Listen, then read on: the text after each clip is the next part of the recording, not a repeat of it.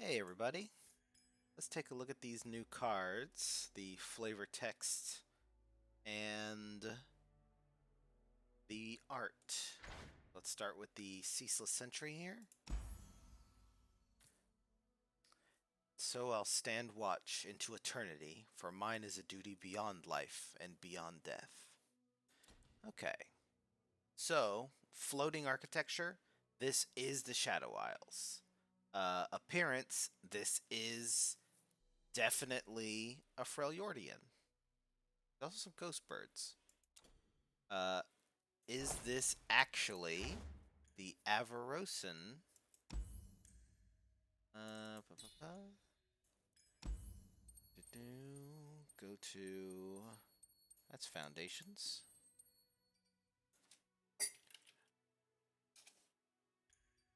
All right. So if we look at the Avarosan Sentry, okay, hair, beard. The other guy had a much longer beard. Once I sought my place on distant battlefields, now I found it beside my kin, my homestead. Distant battlefields. My eyes are theirs, and their safety is in my hands. Okay. Cloak, Vambrace, Shield. Alright, let's go back to compare it. Incomplete cards, and we want events.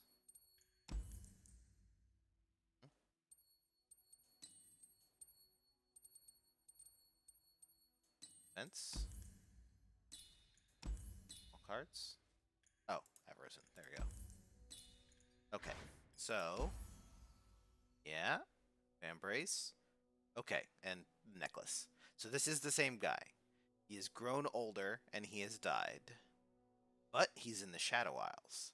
So, why is the Avarosan Sentry now the Ceaseless Sentry, and why is he in the Shadow Isles now? That is because the Black Mist has traveled out, probably during the Ruination event, possibly during some other time, and he died in the Black Mist, and his soul went back because he says in his original flavor text that he's found his place. He's now a sentry. He doesn't want to travel out. So he didn't go to the Shadow Isles, most likely. He definitely stayed here. Stayed in the Avarosan lands up in the Freljord. Was killed during a harrowing. And then his soul was brought back. He's trapped here. I'll stand watch into eternity, for mine is a duty beyond death and beyond life and beyond death. That is either a flavor text from when he was still alive, or possibly that is a quote of him now, because like most spirits, he doesn't really realize he is dead. And so he thinks that he is still guarding Avarosan lands, despite being in the ruins of Helia and the Blessed Isles, the Shadow Isles. And I think that's pretty much all you can kind of get from this. It is a tragic end to the beloved Avarosan Sentry. He's now trapped in the Shadow Isles forever, unless like Senna shoots him or something. Maybe York can help him. Maybe York can help him. Could be that York's coming up. Yeah, but that's the story for there. Next up, the blocking Badger Bear. If ye be friend, then ye are welcome here. But woe to any who intrude upon this realm with evil in their heart, for they shall taste the vengeance of its mighty protector. This is underground. These are Noxians. So it's Noxians attempting to tunnel into, either take some kind of tunnel into Demacia, or whether pre-existing or they're digging it, but it's Noxians trying to evade, and the scout, the Badger Bear. This is still the same Badger Bear from the Sentry. Once again, that was in Rising Tides, I believe. All cards and Scout. Yeah, the Grizzled Ranger here. This Badger Bear. So the Badger Bear definitely is older now. I think it's the same. It should be the same one. Yeah, definitely older and bigger, just based on the size of the Yordle and the size of the Badger Bear. So he's been growing. Badger Bears, I guess, get really big. Yeah, Bertrand. I don't quite recall if he has. I'm pretty sure he has voice lines, but I don't quite recall what he says about the Badger Bear, because no one runs actual Badger Bears in their deck anymore. But I think that is going to change. So, obviously bigger. It's grown bigger. Still a scout. So that is the same one. He's got armor on now. Okay, so I think the main thing we can get from this is that Noxians are still trying to attack Demacia. There's still like little skirmishes going on. But the scouts are doing their job, even underground, and Badger Bears get really big. They get pretty big. That's pretty much it there. Alright, let's take a look at the generous gem cutter. Okay. First thing I see, there's Tarek talking to two others. Is that... That's two others, not three. So that's not the climbers, I don't think.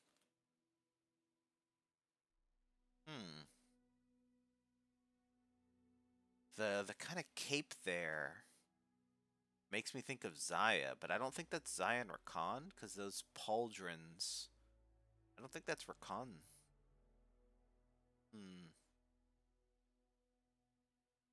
Yeah, my first thought is that it's that it would have to be the trio, the ones climbing up, which of course was in Call of the Mountain, was where we see all of those guys.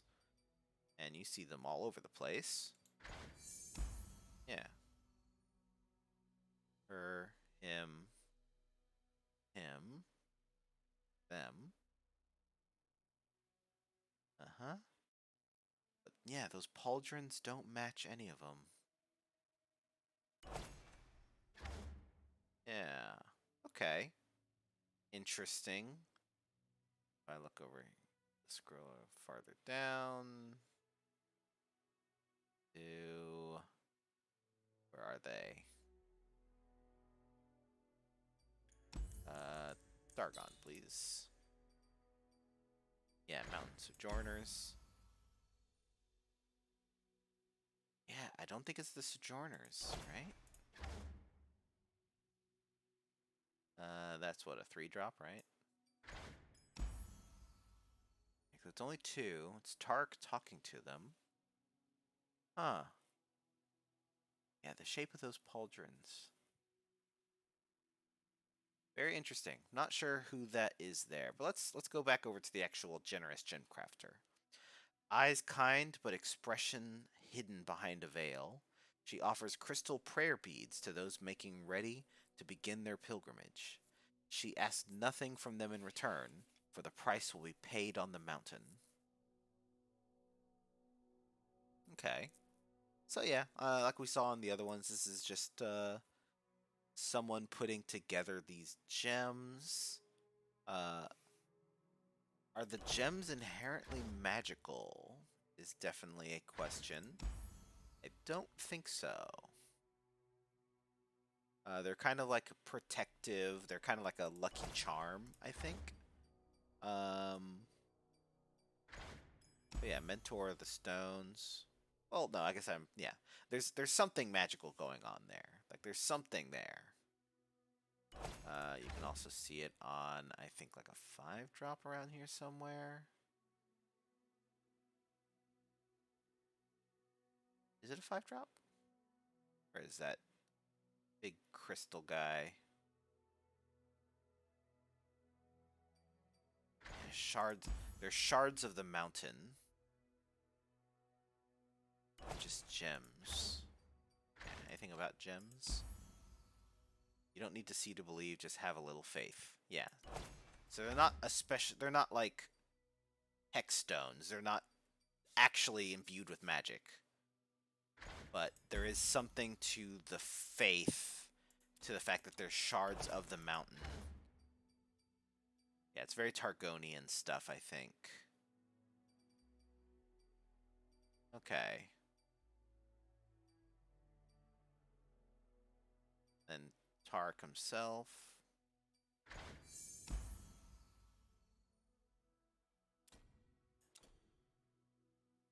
Yeah, because when Tarek met Tiari, met the Traveler, it was way further up the mountain. So this is Tarek down at the base of the mountain, pointing something out to two travelers. Looks like a man and a woman. Huh. Yeah. Not sure what that is going to end up being, but this definitely feels like whatever the next set is going to be. Some kind of hint there, but unfortunately I don't have the answer for that yet. All right, let's get rid of that. And incomplete. And all regions. Next up, the Banana Blaster. Hey, anybody need some potassium? Nanners just moments before the incident. So that is a Yordle who likes Bard. That is a Teemo Scout. Some Yordles that I don't think we've seen before, but I'm pretty sure we've seen that boy. Huh. Not quite sure what's going on, just some Bandle City shenanigans, some kind of food fight with bananas. These look like normal bananas, right? But this is obviously some kind of trumpet, and it looks like it actually is affixed to the mask. The mask also looks like it only has one eye. So, yeah, some kind of very silly banana shooting thing you put on your face. You're able to shoot bananas out of it. Banana peels all over the place. Bananas flying everywhere. Yeah, not sure what Nanners is up to, but Nanners definitely just some kind of troublemaker. I don't think there's anything especially big to talk about there. Believe it or not, very overripe bananas can still be healthy. Just don't tell Nanners. Please, please don't tell Nanners. Okay. Not sure if there's a whole lot to get out of this. It's just kind of silly Vandal City Yordle stuff. I don't think there's anything too deep about it. Nanners is a weirdo, though. He got bananas from somewhere. He can travel all over the world, so it's not that hard to do. Alright, next up, Winter's Touch. Strange runes pulse from the facets of the gem in your hand. With an eerie flash, their light rises off the surface, curling up your arm in a chilling whirl. But rather than freezing, its chill is invigorating, as though the cold itself imbued you with its essence. Okay. I don't think that's Rise's hand. I think it's just like we just saw in the Targon cards, just magic imbuing, like putting runes across you because you're holding something magical. The question is this a world rune? I don't think so. I think this is probably just true ice. And it's doing something. This person is probably an Iceborn if they're holding it, like with their bare hand. It's Winter's Touch. Yeah, so this is probably just true ice. And this is Iceborn gripping it. Cold itself imbued with its essence. Chill is invigorating. It should be painful, true ice. Maybe it's not true ice. Yeah, my first thought is true ice. The description of it being invigorating and empowering makes me think it's not actually true ice. Possibly just some kind of other enchanted ice that might be in the Freljord. Runeterra is a very magical world, so there can be all kinds of stuff like that. Possibly similar to the gems in Targon. Just pieces of the Freljord. Okay. Mischievous Mirai. BB. Okay, looks like a young fish lady with a fish tool. Jellyfish, kegs everywhere, ship up there. She's just like cutting them free, I guess. Alright. BB is a little unhinged, sure, but that's what we love about her. Isla Mirai Warden. Okay, so she's like some kind of little bit of like a mechanic. She's has a fish wrench, is what that's supposed to be, I think.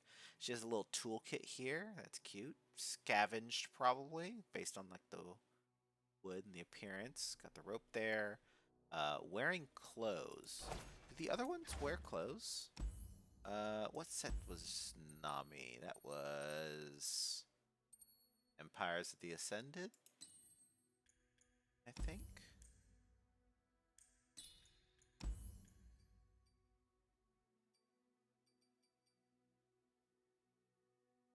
No. Was it called a mountain? No, right? No, no, no, no, no.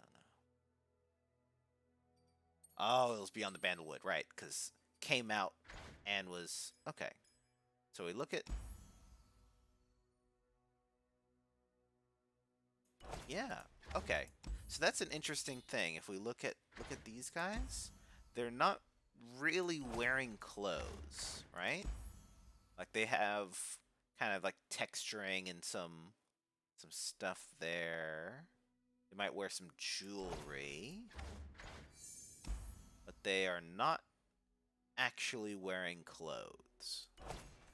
Which means Mischievous Mirai, BB here, the fact that she's considered unhinged, it's because we got a real aerial situation going on here. We got a little mermaid type thing. Um, this is a Mirai that just likes the surface, interested in the like technology and things like that that the surface dwellers were able to make. So it's like fashioned a little wrench out of like a weird fish, has uh put together like a little toolbox, is wearing actual clothes and like a bandana, like trying to look like the pirates, the people that she's seen. Okay, that's cute. I like that. Mischievous Mirai, you're still one of my favorites. That is what I love about her. Alright. Actually has legs too. Legs with like fins on the end instead of like one fishtail. Alright. Yeah. I like her. I like that little, just the little bit you can kind of pick up from this of her really being interested in like tinkering and engineering and like, what do these kegs do? I'm just gonna kind of mess with it and see what's going on. Very dangerous. Be careful. That's how you lost a tooth, probably. Okay. And powder kegs. Just yeah, nothing new there. Okay. Get rid of that and get out of here. And incomplete. All right. Next up, formula. This is just some weird symbols. Yep. Magic formula. Magic is merely scientific truth yet to be discovered. Jace. Yep, that tracks. That's the thing Jace would say. Yeah. Nothing really much to say here. I don't think there's anything hidden about what we see here. It's just mathematic looking formulas but with runes. Make it look especially. Yeah, nothing there. There's nothing hidden on the board as far as I can tell. Nah, yeah, it's not a Poro. Those are shared. They're doing kind of like a little bit of a math thing, which is kind of neat. Like this over this. This is here. This is a triangle thing, but squared. Yeah, because we could see this show up a couple times in like the math, like repeated. But yeah, I don't think there's anything to glean from that. I'm sure it's just kind of like doodles. Oodles of doodles. All right, Priestess of Desert Light. This is another one of my favorite cards mechanically. Let's see. That's cool art. This is most likely happening in Belveth. It could be anywhere, but it's probably, based on the previous cards, this is probably just another Belveth thing. The faithful stand as evil encroaches, offering the last of their strength to channel the light of justice. A desperate call for deliverance they know will be answered before darkness consumes them. So, the round start, deal 4 to me. Draw a champion. So they do, like, canonically, she dies. She is doing this, like, last stand against the Void. This is the Void, by the way, if you didn't know. Void overtaking probably Velveth, maybe somewhere else. It's kind of a rampant problem in the south of Shurima. Yeah, they're all just kind of clambering up. There's a child and a mother or a sister. There's like this kind of priestess trying to hold them back using sand magics, very Azir looking, since it's like sand magics, light magics. It's probably not too dissimilar from the magic from Targon, but this is, yeah, definitely like some sand sculpting kind of magic.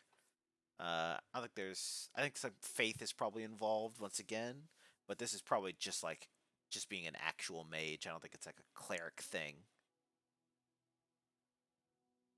Yeah, she dies. Very sad. And then shortly after she dies, if this is Belveth, then Kaisa shows up um, to save what people, but probably just not enough. Most of Belveth dies, gets destroyed. There may be a couple of survivors that get out, but not many. So yeah, kind of once again another tragic one. Very heroic, very cool, and very kind of poetic flavor text. So I really like it. But yeah, she dies to against a overwhelming threat, trying to hold out for a hero. Um, which is going to be a champion. Like, she's definitely hoping for like Azir or Nasus. She's hoping for like an Ascended, right? But I mean, she might just get Ziggs. Just get like literally any of the Shuriman champions. Just Akshan swinging in. Yeah, definitely just the deck build around it. Really like the flavor text and what's going on here. Uh, just more tragedies against the Void and Shurima. You hate to see it, or you love to see it. All right, Skulking String Puller. A good mother teaches her children to hunt, but a great mother, she does the hunting for them. Elise, I don't think that's true. I think it's important to teach your children how to hunt. Doing it for them, uh, they like need to learn if they're going to become independent. A great This is a great mother. She does the hunting for them. All right, so looking into this too much, that is Elise being kind of like a helicopter mom, I guess, like kind of coddling too much is what we can kind of pull out of that. Elise thinks that it is better to protect your children instead of create children that can go out into the world and survive on their own. It's better to like kind of coddle them and make sure that they don't have hardships. Interesting little Elise tidbit, I guess. I'm not sure it really gets applied anywhere since she's just kind of like a serial killer. But anyway, spiders all over the place. This is just going to be an Elise suitor, most likely. This doesn't really look like a house necessarily. I don't think houses have braziers set into stone walls. It also doesn't look especially Shadow Isles. It does look Noxian design, right? So, I think this is probably in the depths below the Immortal Bastion, is my guess. Because Elise is part of the Black Rose, with LeBlanc and Cassiopeia in them. So I think that this is probably just in the catacombs under Noxus Prime, maybe the Immortal Bastion. It's just Elise having spiders set up to mess with people that are going around where they shouldn't be. Is my guess here. I don't think this is Elise's house, and I don't think it's the Shadow Isles. Also look at the fuzzy big old claws. A big old woolly spider here with kind of like little ear things. Kind of cute. Okay. That's all we can get from that. I think there's a little bit of interesting stuff about it being Black Rose.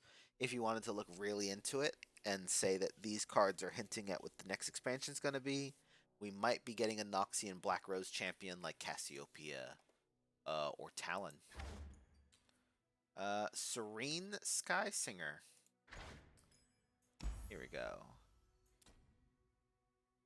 So, hair. Some kind of, also hair, like a branch maybe? Horns. The hair goes down, tied out to here, goes there, hangs off from there. So very long hair, and is like playing the hair like a music instrument. Not sure how much sound that's actually making, but definitely looks cool. Very elaborate. Floating steps to get up here. Birds flying. Some seek peace through meditation. Others seek knowledge for self-reflection. Those that find their center by expression, by creation, they may bring peace to others too. Karma. So yeah, just some real Ionian nonsense going on up here. This is a monk or just someone trying to reach enlightenment. This is definitely a Vastaya, most likely. Not any particular animal I can tell. Like the elf ears and like this kind of horn structure. So a lot of them are based on animals, but this isn't like obviously an animal. I mean, there are a bunch of birds in the art that are also blue. That might be a very subtle hint that this is some kind of bird-like Vastaya.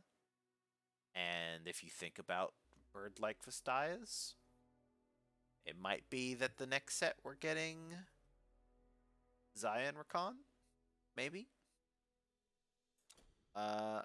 Mechanically, don't think this is going to do anything that Zion Rakan or care about. But possibly Zion Rakan stuff. Yeah. Nothing that we're really learning about Ionia here, other than there's some floating rocks, and you can get up to a very high place up in the mountains to play your hair like a music instrument.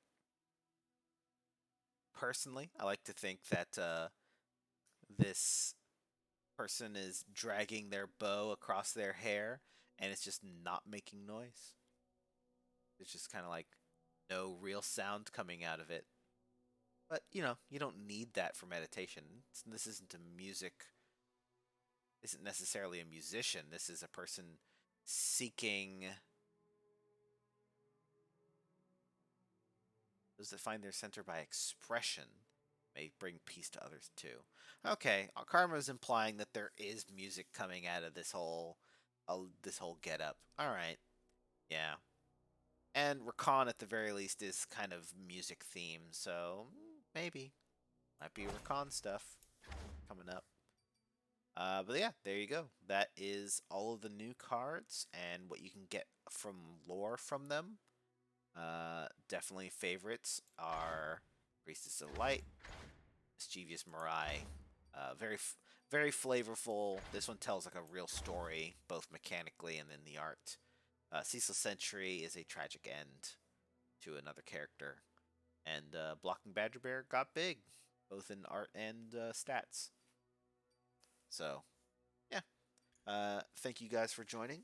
I think every time new cards come out, you can go ahead and check out my channel for in-depth, not really art reviews, but just going over the lore, really, what it means, what you can kind of glean from this for the world of Runeterra. So, hope you guys have a good one, and I will see you guys next time. Bye.